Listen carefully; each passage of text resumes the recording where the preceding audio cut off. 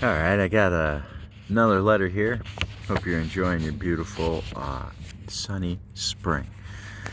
The winter has finally seemed to pass. Usually here in Northeast Ohio, the first week of April gives your last snow. So everybody gets excited because mid-March it'll be like 80 degrees, just this spectacular weather. Oh, and everybody's excited to see blue skies and the sun. And then you get one more snowstorm. And we didn't get that.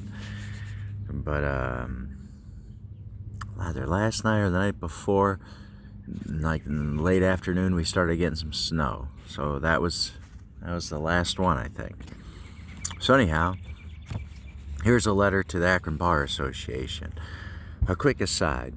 I find it comical at the notion that an individual takes an oath to uphold the United States Constitution, and then when they fail that oath, and let's be honest, there's a difference between failing an oath, which means you tried to serve it, you gave your best, and you got broken, or you were unable to succeed.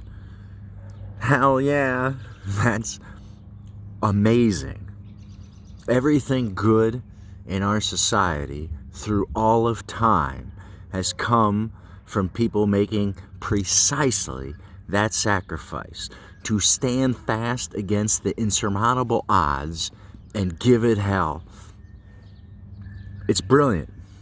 But that's not what we're speaking about. We're speaking about some lowly POS, lowly, so utterly low,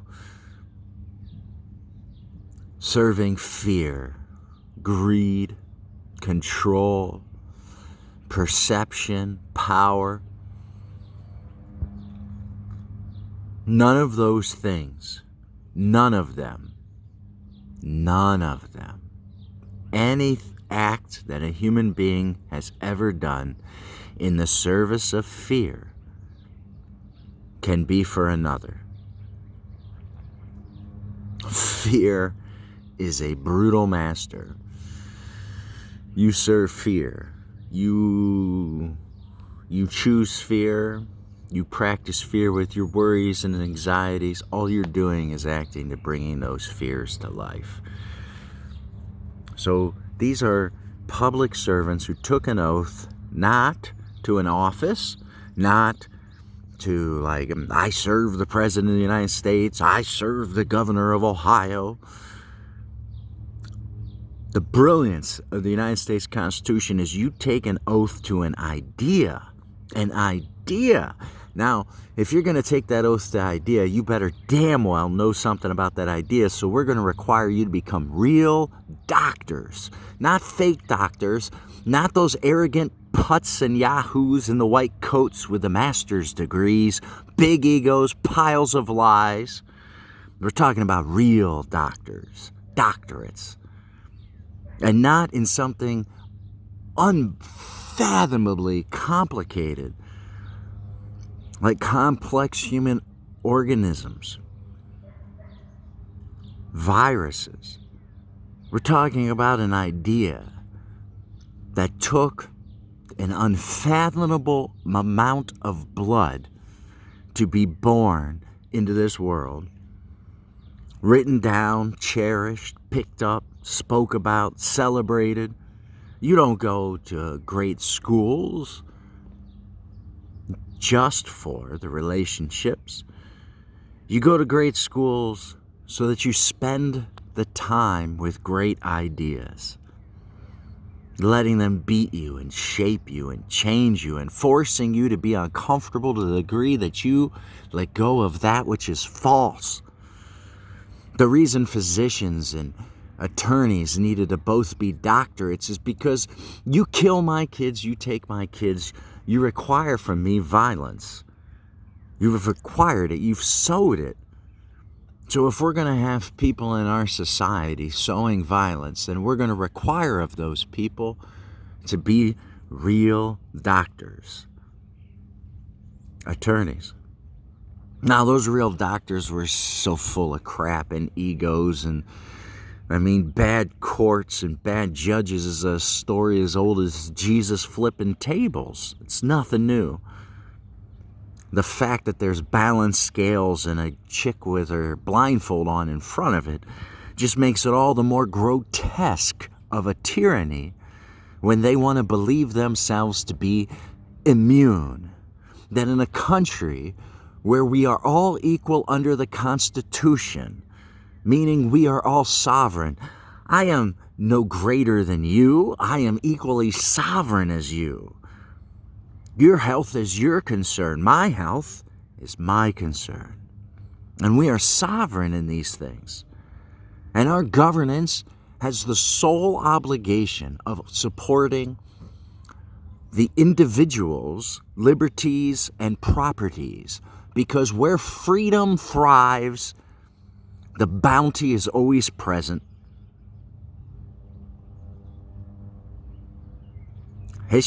History has shown that. There were brief glimpses of the great American experiment firing off as she found her balance on her weary, weak legs.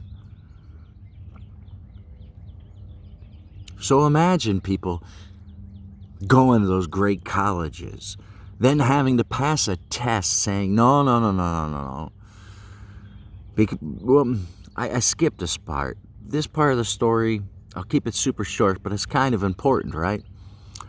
Attorneys were so corrupt and so worthless that they decided that there was going to be a regulatory party called the Bar Association. Now, the Bar Association's motto is to raise the bar, which is comical, absolutely comical. Does Harvard let everybody into their school? Does Yale let everybody into school? Does everybody who apply to become a Fulbright scholar get to go over to Oxford being a Fulbright scholar? Is that how that works? If something is going to have value, it must have some sort of threshold, some sort of limit. If everybody could become a Navy SEAL, would we have any faith in their operational capacity? Right? So if you are going to raise a bar, particularly in a field where more attorneys, so many people go through it and become an attorney. Of course, there's asshats that go through law school and then take the bar a ton of times and can't pass it. But there's even more individuals that go through law school and take the bar, pass it, and then never practice the law again. They want nothing to do with it. Nothing. For many very good reasons. So in an environment where you already have a greater supply by their own volunteers, then raising a bar by definition means you should be getting rid of some percentage of attorneys every year. Every year. The mistakes that are allowed when an attorney fails are mistakes that require violence. You're criminally abusing my kids. Am I a good father if I don't kill my kid's abuser?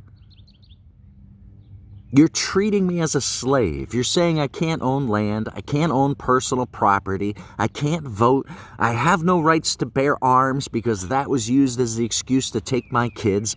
I have no rights to my own health. I'm told by my governance that because they care so much about my well-being, they're going to deny me a basic need for my existence, socialization. The damage that an attorney can do that sucks, it can take generations of suffering to offset and overcome. The fiscal impact. Let's take Elon Musk. Think of the amount of vacations and tax revenues and people who are employed and people who are excited about life that he has influenced. And now I want to pretend that things went wrong for him. And so there's a version of him out there that is excited because they're beating the hell out of somebody because they said the wrong word. They're so damaged. They've had so little time to heal that they've had no time to grow, no time to learn, no time to become human. That's precisely the damage that attorneys can do in a culture, which is why the United States required them to have real doctorates. And instead, when they failed, of hanging them off a yardarm, like their crimes and their treasonous behaviors required, fools, cowardly fools, greedy, insufferable, cowardly fools pretended that the air was, well, we just need another regulatory body, and that's how we get the Bar Association. Now, if your goal is to raise a bar, but you don't get rid of a flat percentage every year, what are you raising? You're a club that accepts everybody through the door. That's not raising a bar. That's not raising a bar at all. You have attorneys that do abhorrent. Here in Summit County, we got a guy, Randall Lowry. Randall Lowry uses his campaign donations to purchase the criminalities of the court, to distort the court so that he has effectively facilitated the criminal abuse of dozens and dozens of families of kids. And instead of taking away his license, you know what the Bar Association did? They gave him a sternly written letter. And mind you, the Bar Association does not embrace yet the wisdom that at least 10%, it should never be lower than 10%, at least 10% of people should have their legal license removed every year. Every year we got new attorneys coming through. Every year we got attorneys that are retiring. You cannot make a mathematical argument that it should be less than 10%. If you really wanted to make society shine, you'd make it a third. Make it such a fierce, competitive environment that nobody would choose that dollar over their integrity. But to make it zero, you're just criminally incompetent or criminally negligent. So I called the bar to get help. Called the bar to get help a bunch of times. Waste of time. Don't do it. If you are involved in any court system in a county and you're listening to this and you're in the United States, I want you to do this. You no longer interact with that court until hands go on a Bible and people swear in. Because that court wants to play pretend, wrongfully mind you, criminally and wrongfully, that no laws are broken even if people aren't sworn in. So remove that bullshit game from them. You're getting a divorce, swear in. Swear in. You want to make a claim that somebody's abusive in your relationship in a divorce, swear in. Swear in. Make it easy for our complacent, weak, misguided,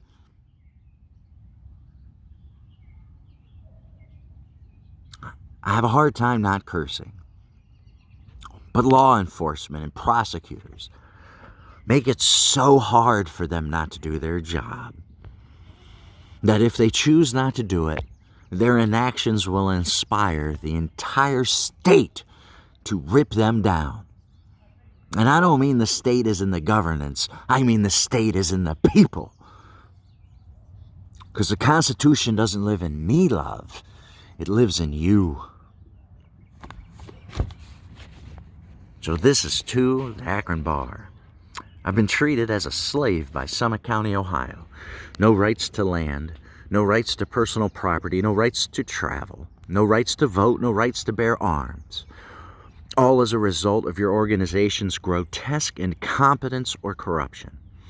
As a primary caregiver of my 4 children, I had them all removed from my care by the filings of Randall Lowry. It is not the first time that Mr. Lowry has helped facilitate the criminal abuse of children and citizens. He knew that what he filed was nonsense. He had no evidence, yet because he is the judge's top campaign donor, he got whatever he asked for.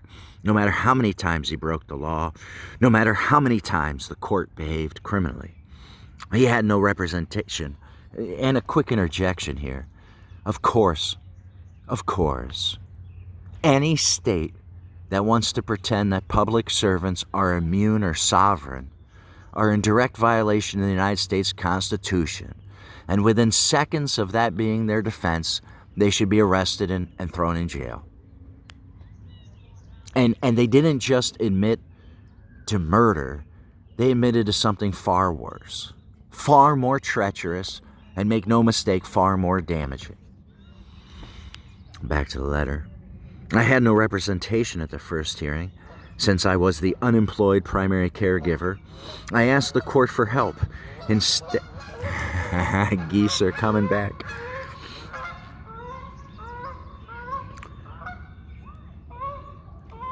I had no representation at the first hearing. Since I was the unemployed primary caregiver, I asked the court for help. Instead, the picture of a gun hanging on the wall, at the request of Mr. Lowry, my kids were removed from me. The court was not sworn in, no evidence necessary. The fact that my right to bear arms was being used as a point of extortion of my children did not matter. I borrowed money from a friend and gave $5,000 to Wendy Krevling. She refused to accept when I told her that I was the kid's primary caregiver. She refused to contact Our Lady of the Elms, where there was additional signed paperwork where my job description was housewife. Quick interjection. I giggled. The truth is a joyful thing. And so when I filled out the taxes, when I filled out applications for my kids, my job description was housewife. I wore that proudly. Proudly. And why wouldn't I? I had the benefit of meeting some of the most successful men in the history of the earth. Measured, how do you want to measure it? Impact? Do you want to measure it by money? The answer is yes and yes. And if they could go back and get more time with their kids, they'd trade it all to do that. So, what kind of idiot, what kind of fool must I be if I don't make a different choice with my own life? So I wasn't forced into being a housewife. I proudly chose it. Raising kids, raising healthy kids has never been more important, arguably, in the history of the planet. In the first year of your engineering program, you're going to learn how to make an atomic bomb. Think of all that knowledge, devoid any wisdom.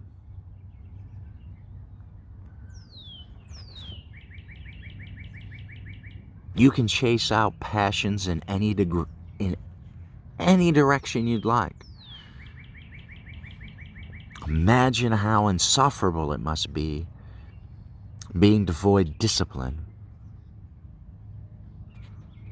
Healthy cultures through time revered men, particularly as they aged, because the odds that they would have existed are so low. The truth that they have paid such a dear price for the privilege to be able to perceive and share, well, that's worthy of reverence. I don't find it coincidental, nor am I very patient with the notion that socialistic and communistic structures in this culture have worked hard to intentionally rip apart the family structure. The family structure is the very foundation of a church, man. Coming together at the table. She refused to accept when I told her that I was the kid's primary caregiver. She refused to contact Our Lady of the Elms, where there was additional signed paperwork where my job description was housewife. This was also what was filed out on our tax filings for multiple years as my job description and with the signature of Rebecca.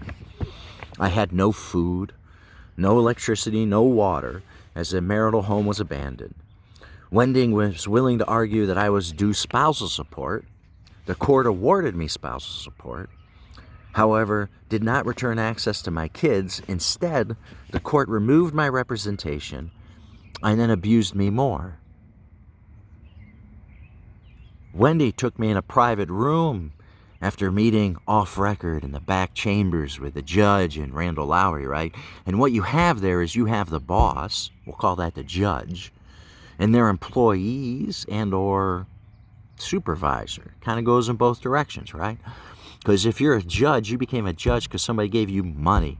And the person who gave that Judge Cook the most money is Randall Lowry. So does Judge Cook serve the Constitution, or does that weak, filthy, insufferable piece of shit serve the dollar and the corruption of Randall Lowry? Well, since she's immune, since she's sovereign under the king, I'll let you guess which one she chose as she giddily got down on her knees. Anyhow, Wendy said, you know, you could have a rich uncle. The money doesn't have to come from you. You know, you pay 15, 20 grand, it'll all go in your favor and you'll get what you want.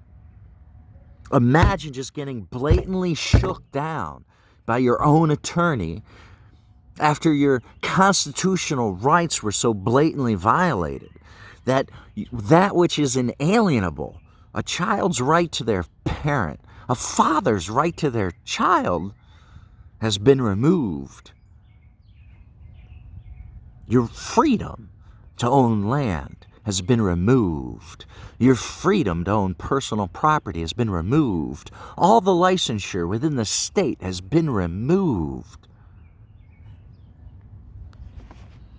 I think highly of great Americans, whether it's Jefferson making the Navy to go kill pirates who are trading in slavery, that you don't negotiate with terrorists. You cannot rationalize with that which is irrational. You cannot rationalize with a coward because all they serve is fear.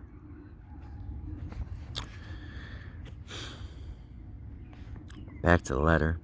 This was also what was filed on our tax filings for multiple years. All right, I had no food and we did that. The court awarded me spousal support in return. All right, I borrowed another $5,000 and retained another attorney. Right, because I was a housewife. I didn't have a job, I didn't have income, had no food. Met with him once where he simply told me I was a liar, offered me no help, never told me of when the next trial date was, and then kept the $5 grand. At the meeting we had, he told me he was breaking the law to read me the report from the shrink, and of course, kept the full amount of money. He thought he was going to be clever and go into that corrupt court and tell the judge and Randall Lowry, the bigwig, hey, I can wrap this up for you. I'll clean this whole mess up for you and we'll just take care of it and it'll just go away. There's no fiduciary responsibility to your customer. There's no fiduciary responsibility, a fundamental moral responsibility to the Constitution. See, when people break laws like this, they require people like me to kill to be healthy. Because I've been peaceful, my kids have been criminally abused for 2,000 plus days. Think of that. Because I chose peace, more of my neighbors, more of my Masonic brethren were criminally abused. Because I chose peace, the very upbringing of my children were stolen from them. They were put at every statistical disadvantage because I chose peace. My primary residence, no mortgage and in my name, was taken by Summit County, who also took my personal property within. Summit County removed my licensure 2 weeks after my first hearing. No ability to travel, to vote, seek employment. Sadly, my children's mother's premeditated course was to commit parental alienation, something that numerous people wrote and were willing to testify in court.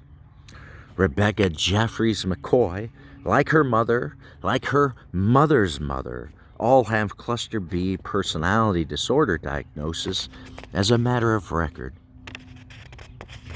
See, when you run a witch hunt, you empower psychopaths and sociopaths, histrionics and narcissism.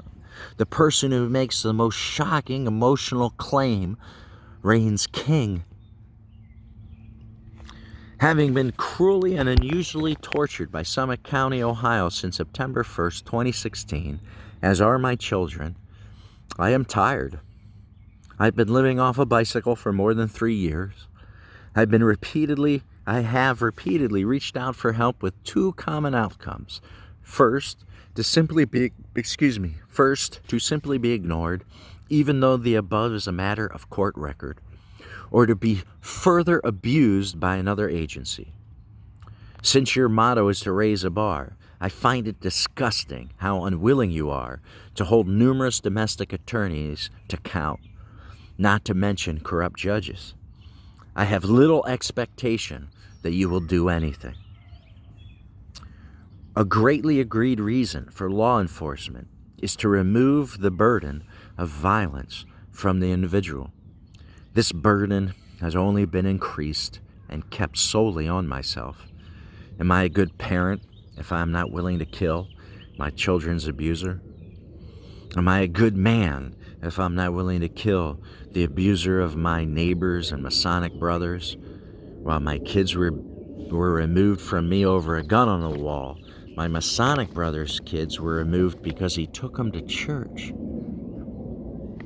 Am I a good American if I'm not willing to embrace the obligations of the Constitution to organize and kill tyrannical governments?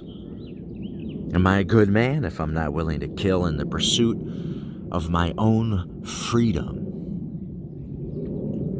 For with no rights to own land, no rights to personal property, no rights to vote, to travel, to bear arms, to speak freely, the court threatened me with violence and arrest for making YouTube videos.